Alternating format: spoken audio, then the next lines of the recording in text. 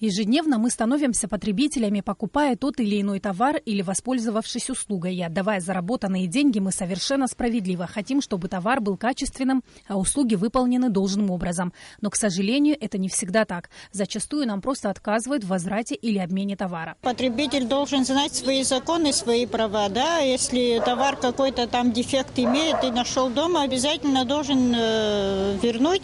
И должно это компенсироваться.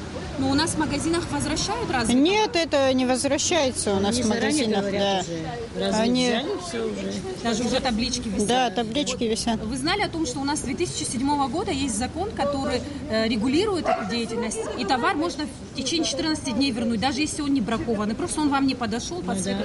Вы раньше об этом знали? Что Я знаю, но у нас, к сожалению, ничего не докажешь, потому что не выдаются чеки, не выдаются обслуживания, честно говоря, не такое, какое должно быть. Практически во всех магазинах в нашей республике можно увидеть таблички, гласящие о том, что купленный товар не подлежит возврату. В лучшем случае его можно только обменять на аналогичное, и то только по предварительному устному договору с продавцом. Реализатор несет ответственность за товар, который продает. Именно он работает с покупателями и должен обладать информацией.